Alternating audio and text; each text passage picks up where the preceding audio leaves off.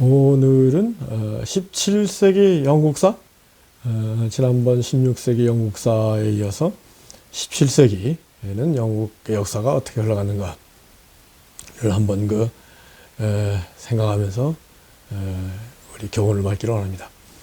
엘리자베스 1세 여왕이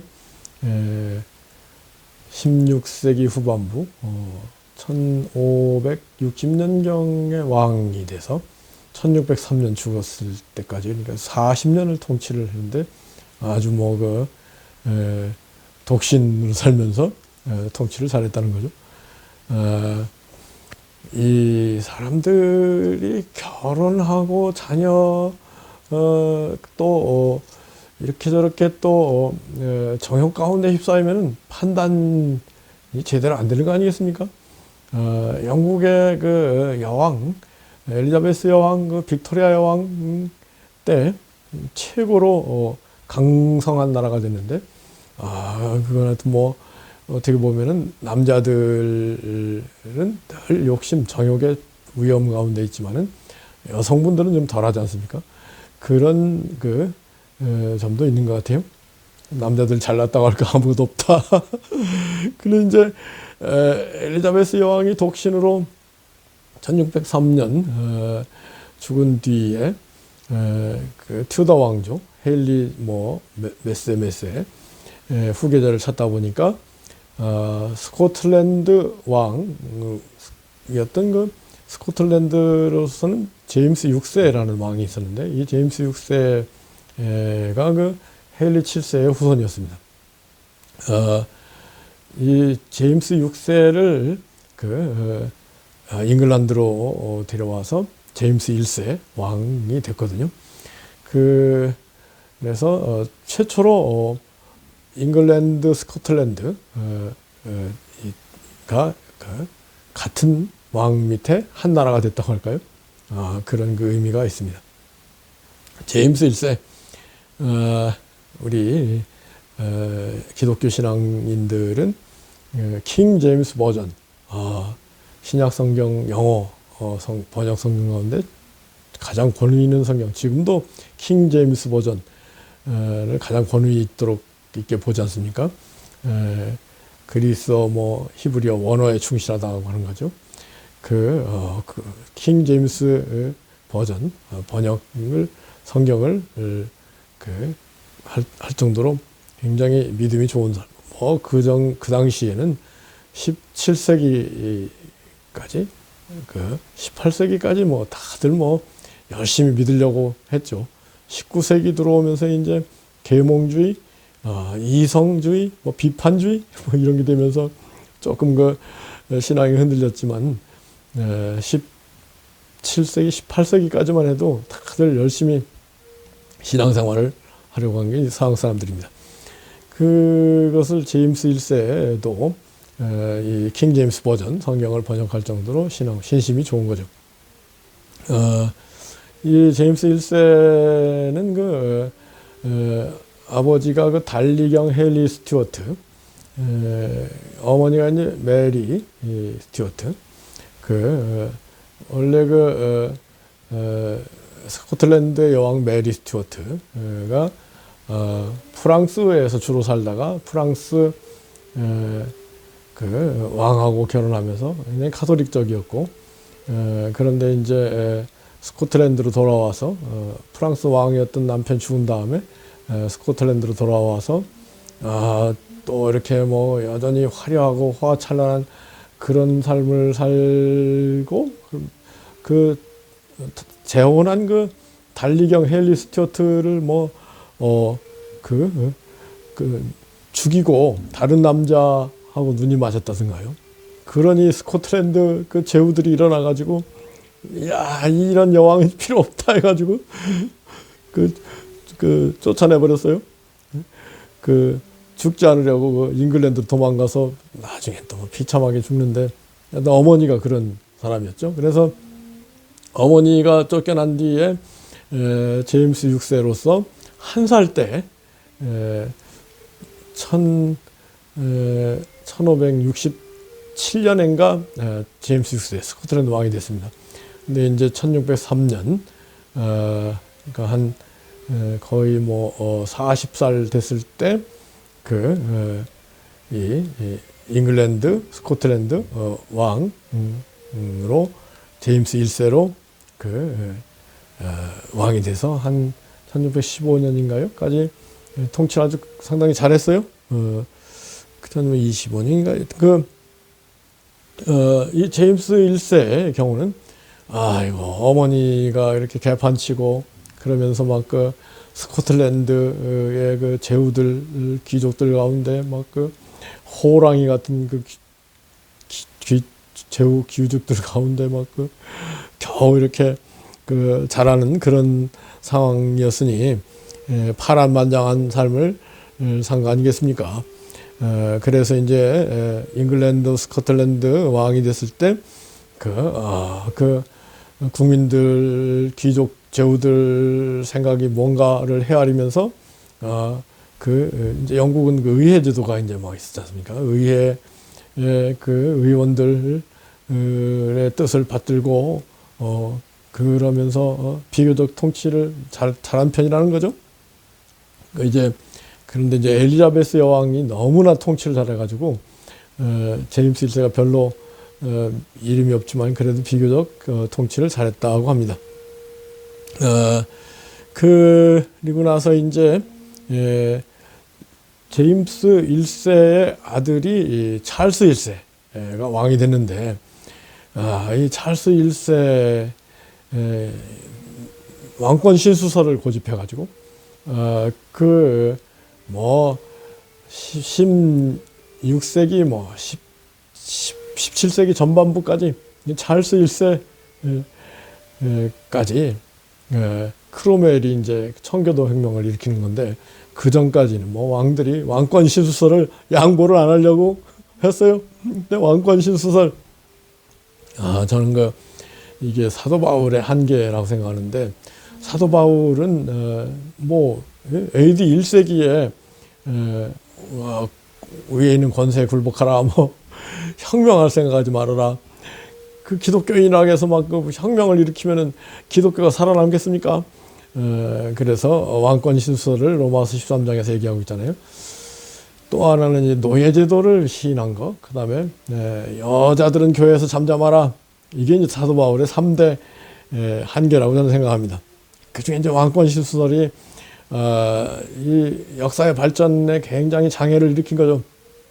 이제 제임스 1세의 아들인 찰스 1세가 왕이 된 뒤에 왕권 신수설을 막 강력하게 밀고 나가면서 의회를 무시하고 그러니까 의회에서 권리청원 이라고 해가지고 함부로 세금 걷지 말고 뭐 함부로 체포하지 말 그런 권리청원 의회 승인 없이 세금 거둘 수 없다 뭐 이런 권리청원을 찰스 1세가 뭐 슬며시 억셉트하는 척하다가 또 뭐 의회를 해산해 버리고 그리고 왕권 신수설 그리고 영국 국교회 성공회의 수장은 왕이잖아요.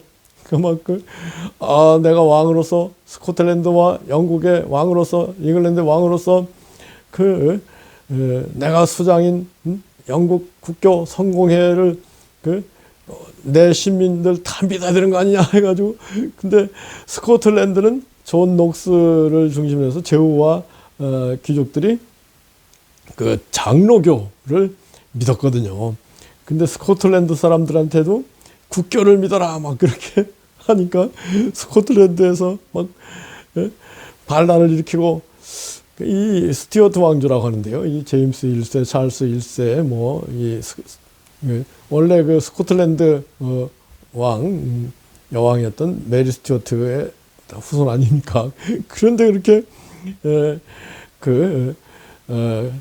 참 이 17세기만 하더라도 이 종교가 굉장한 역사의 흐름에 영향을 미친 걸로 보여져요.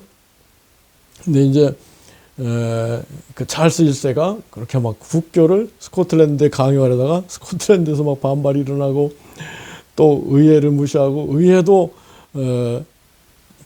국교보다는 그 청교도들 이런 의원들이 다수를 차지하고 있었다는 거죠. 근데 막 의회를 해산하고 막 그 국교에 대해서 대항하는 청교도 사람들을 막 체포하고 그러면서 이제 전쟁이 일어났어요. 이 잉글랜드 시빌워라고 해가지고 한 10년 동안 3차에 걸쳐서 의회파와 왕당파, 찰스 1세를 중심으로 하는 왕당파, 크로멜 청교도 중심으로 하는 의회파 전쟁 10년을 했는데 결국은 크로멜의 철기군이 이겼죠. 그래가지고 찰스 1세의 목을 잘라버렸어요. 그러니 프랑스에서는 1789년 대혁명이 일어나면서 그때 이제 왕과 왕비의 목을 잘랐는데 영국에서는 150년 앞서 그런 일이 있었던 거예요. 그리고 크로멜이 공화정을 선포하고 그 호국경 스스로 뭐 대통령 같은 존재가 된 거죠. 그래서 그 크로멜이 통치를 한 5년 동안 한 것 같아요. 예, 그런데 통치하면서 청교도 정신으로 막 그 청교도 식으로 그 사람들 근검 절약하고 그 오락 못하게 하고 막 강권 통치, 철권 통치를 하고 그러다가 이제 크로멜이 죽었는데 크로멜 아들이 그 세습 호국경이 됐는데 영국 사람들이 가만 보니까 이거 청교도 밑에서 사는 거 재미없다.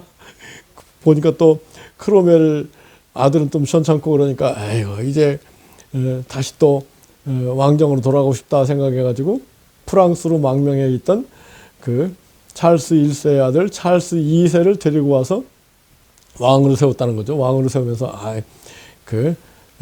왕권 시설 그런 것보다는 의회를 존중해 하세요. 그러니까 찰스 2세는 알았습니다 하고 와가지고 의회 말을 잘 들었다는 거죠. 역사의 아이러니예요. 제임스 1세는 파란만장 산전수전을 겪었기 때문에 비교적 무난한 통치를 했고 반면에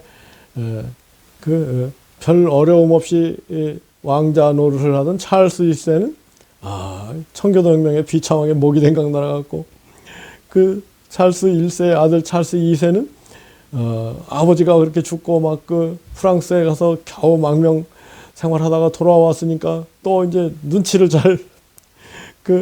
하여튼 뭐 찰스 2세는 의회가 하자는 대로 따라가고 그리고 뭐 원래 성격이 좀 호방하다고 하는가요. 그래서 자기 행복, 쾌락을 위해서 막 여러 여자들하고 놀고 그런 식으로 정치는 의회한테 맡겼다는 거죠. 그런데 이제 이 찰스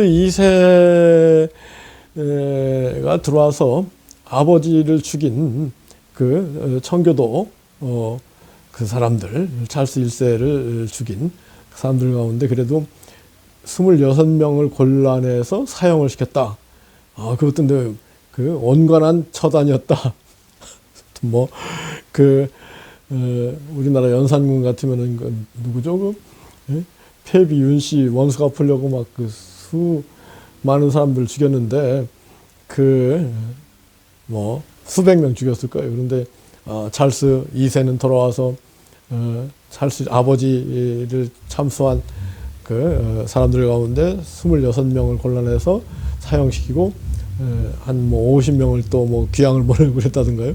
비교적 찰스 2세 치세 하에서는 영국이 무난하게 흘러갔다.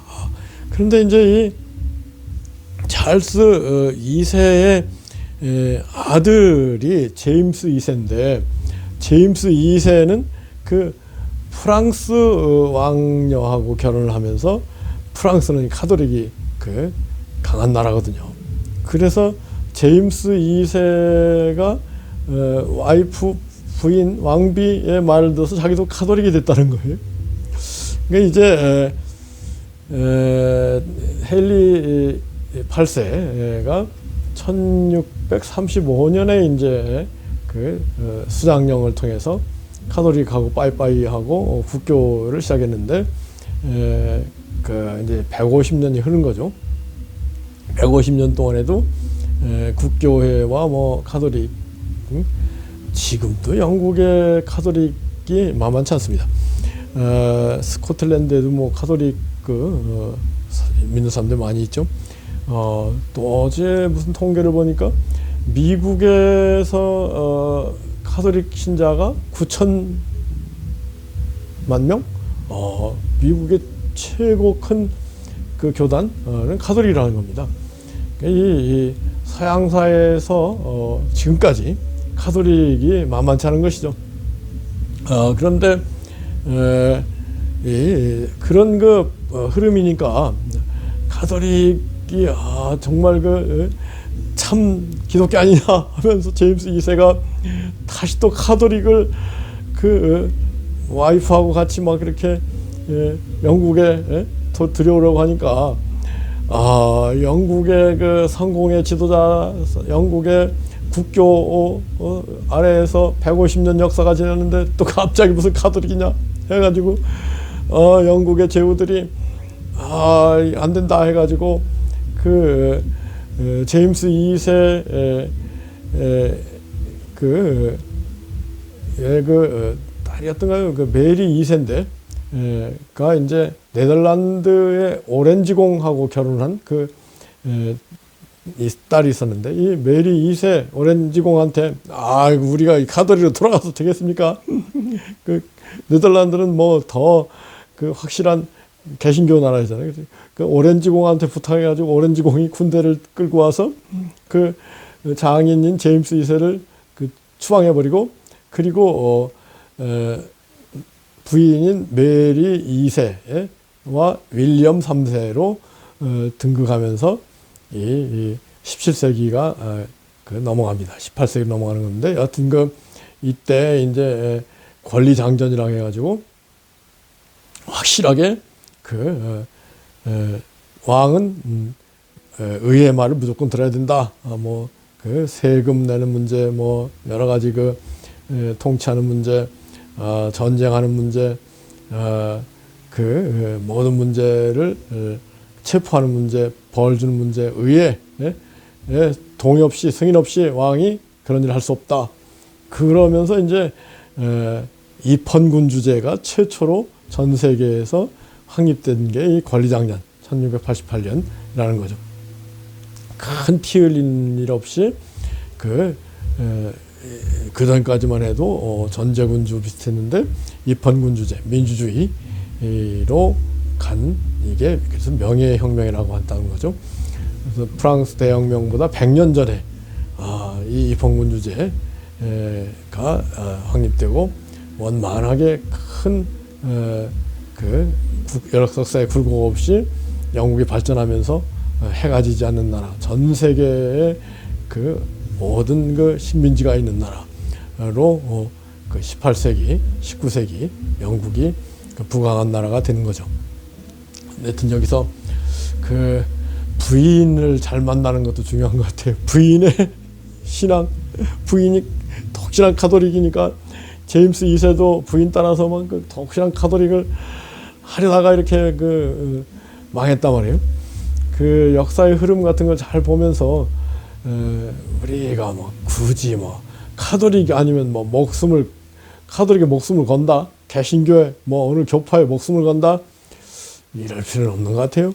우리는 하여튼 빛된 삶을 살기 위해서 어떻게 해야 될 것이냐 이런 차원에서 모든 그래서 이게 하여튼 17세기 영국사 가운데 제가 정리하고 싶은 내용은 어릴 때 젊을 때 파란만장한 삶을 산 제임스 1세, 찰스 2세는 무난하게 왕노릇을 했다. 그런데 그렇게 하지 않은 제임스 1세의 아들인 찰스 1세, 또 찰스 2세의 아들인 제임스 2세, 그냥 왕실에서 그냥 호강하며 왕자 노릇한 이 사람들은 다 비참하게 왕을 마쳤다. 이런 것을 보면서 첫째는 이 산전수전을 겪는 일이 중요하다. 둘째는 꼭 어느 신앙, 카톨릭 신앙에 목을 맬 필요가 있겠느냐. 그래서 결국은 찰스 1세는 국교에 막 그 국교를 강요하다가 청교도 혁명이 일어나가지고 그 참수당한 거거든요. 그렇게 그 신교의 자유, 신앙의 자유, 각자 믿고 싶은 대로 믿도록 하는 게 맞다. 제가 이제 20년 동안 교회 일을 하면서 가만 보면요, 사람들이 다 자기 믿고 싶은 게 있지. 그거를 이렇게 저렇게 좀 더 잘 믿읍시다. 뭐 이렇게 얘기를 한다고 해서 따라오는 사람 몇 명이나 되는지 모르겠고요. 물론 하여튼 뭐 우리가 최고의 기독교, 최상의 기독교, 예수님의 뜻을 가장 잘 깨닫고 그 예수님 뜻에 합당하게 예수님을 가장 시원하게 해드리는, 예수님을 가장 기쁘게 해드리는 그런 신앙생활을 합시다. 이런 노력은 할 것이로되 그거를 강요할 수는 없더라. 찰스 1세가 국교를 스코틀랜드에다가 강요하려다가 비참하게 됐고, 제임스 2세는 시대착오적으로 영국의 국교가 150년 이상 막 그 뿌리를 내렸는데 카톨릭으로 돌아간다는 게 가능하겠습니까?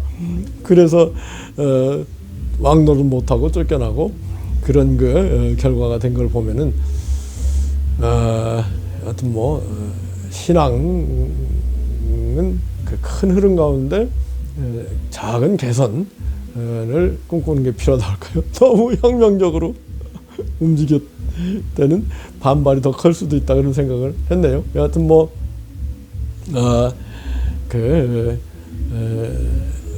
하여튼 기독교 신앙 뿐만 아니라 뭐 불교, 유교, 뭐 도교 뭐 이런 신앙을 하는 건 다 나쁜 일은 아니잖아요. 그런데 기독교 신앙은 가톨릭이든 뭐 영국 성공회든 뭐 장로교든 뭐 오소독스 뭐 정교든 나쁜 건 아니지 않습니까? 그런데 그걸 나름대로 열심히 하려고 하는 사람들한테 국교 하셔, 뭐 가톨릭 하셔, 뭐 이렇게 강요하고 막 무력으로 그것을 해결하려고 든다는 건 참 말이 안 된다. 그 십자군 전쟁이 이제 11세기 말이죠. 1095년인가 이제 우르반 2세가 1차 십자군을 일으킨 이유가 이슬람들이 예루살렘을 정복하고 우리가 예루살렘 순리하는 것을 막고 있으니 이슬람들을 혼내줍시다 하고 이제 십자군 전쟁을 일으켰거든요. 그 1차 때는 십자군이 이겼어요. 했는데 2차 때는 막 또 십자군 쪽이 완전히 박살나고 져버리고 3차 때 이제 영국의 리차드 1세, 뭐 프랑스의 필리페 2세, 뭐 독일의 하이니메스 이렇게 제일 강력한 십자군을 만들어 갔는데 독일 하이니메스는 뭐 물에 빠져 수영하다가 죽고 필리페 2세는 막 리차드 1세하고 싸우고 돌아가 버리고, 그래 이 리차드 1세 혼자 막 지중해를 배 타고 가서 예루살렘에 갔을 때 이슬람의 왕하고 타협을 잘했더라고요. 그래서 서로 전쟁하지 말고 이제 앞으로는 기독교 순례자들이 순례하는 거를 방해하지 마는 선에서 잘 화해를 하고 이제 끝났는데, 그 뒤에 또 막 12세기까지 1, 2, 3차 13세기에 막 4, 5, 6, 7, 8 다섯 번 더 십자군이 갔는데 완전히 다섯 번 다 개판돼 버리고 말았거든요. 이거 십자군 문제도 생각할 때 기독교 이 신앙 사랑으로 이슬람들을 감화감동시켜 가지고 이렇게 해야지 군대 무기 총칼 들고 와서 혼내주자 이런 식으로 실패할 수밖에 없고, 오히려 이슬람이 그걸 계기로 해서 막 더 무기를 강력하게 해가지고 한 1450 몇 년에 동로마 비잔틴을 함락시키고 막 오스만 터키 오스만 제국에서 막 발칸반도 다 먹어버리고 막 오스트리아 비인으로 쳐들어오고 그래가지고 막 예? 중세에 그 유럽 서유럽 사람들이 막 벌벌 떨게 되지 않습니까? 이게 그 총칼, 예수님께서 칼로 선장 칼로 망한다고 그랬는데 총칼로 문제를 해결하려고 하는 기독교는 아니다. 이런 것을 그 17세기 영국사에서도 찰스 1세가 총칼로 막 국교를 스코틀랜드를 강요하려다가 실패하고 제임스 2세도 왕이 됐다고 해가지고 막 카톨릭으로 돌아가려다가 망하고 이런 걸 본다면은 기독교 신앙은 성령과 사랑, 진리의 감화 감동으로 일이 돼야지 그 인간적인 방법으로 절대 그건 하나님의 뜻이 아니다. 이런 걸 한번 깨닫고 우리도 좀 더 희생하고 빛을 비추고 사랑을 실천하는 가운데 정말 참된 기독교가 잘 자리 잡고 전파되는 그런 역사가 우리를 통해 나타나기를 소망합니다. 아멘.